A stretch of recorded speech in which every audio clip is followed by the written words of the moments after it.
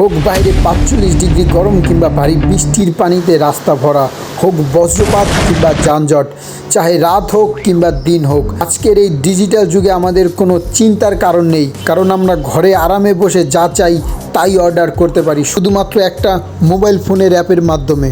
কিন্তু দোস্ত, আপনারা কখনো ভেবে দেখেছেন এই অজানা লোকদের বিষয়ে? ভেবেছেন এই কাজগুলো যারা অ্যাকচুয়ালি করে, এই কাজগুলো যারা করে তাদের অ্যাকচুয়ালি গিগ ওয়ার্কার্স বলা হয়।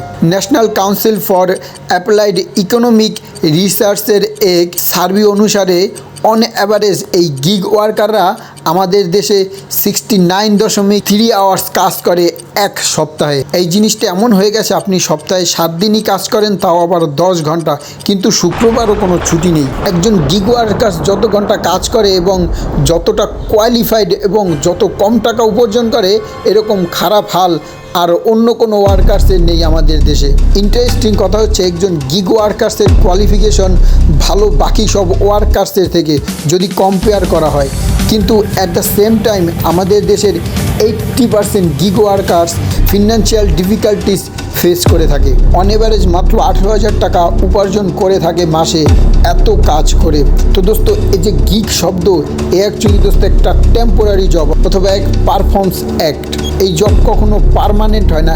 এই জব এমন, আপনি চাইলে কাজ করতে পারবেন এবং আপনি চাইলে কাজ ছেড়েও দিতে পারবেন, এবং আপনি যে টাইমে চান ওই টাইমেই কাজ করতে পারবেন, এবং আপনি যেদিন চান যে টাইমে চান ওই দিনই ওই টাইমে কাজ করতে পারবেন। শুনতে কতটা মজা লাগছে, তাই না? কিন্তু শুনতে মজা লাগলেও বাস্তবতাটা ততটাই কঠিন। তো এই গিগ ওয়ার্কার্সের সম্বন্ধে যদি আপনারা ডিটেলসে জানতে চান এবং তারা যাতে তাদের ন্যায্য মূল্য পায় এবং তাদের কোয়ালিফিকেশন তারা যাতে দেশের সঠিক কাজে লাগাতে পারে, দেশের উন্নয়নের কাজে লাগাতে পারে, আপনারা যদি অ্যাকচুয়ালি চান তাহলে আমাকে কমেন্টস করে জানাবেন। তাদের জীবনধারার সম্পর্কে একটা কেস স্টাডি বানাবো এবং আপনারা যে যার জায়গা থেকে সরকারকে একটা প্রেশার ক্রিয়েট করবেন এই কোয়ালিফিকেশন মানুষ যাতে কাজ পায়। এত কোয়ালিফিকেশন থাকার পরও এদের স্কিল, এদের প্রতিভা যেন নষ্ট না হয়, এর জন্য আপনারা সবাই সরকারকে একটা প্রেশার ক্রিয়েট করবেন। তো বহুত বহুত ধন্যবাদ, দেখা হবে পরের ভিডিওতে।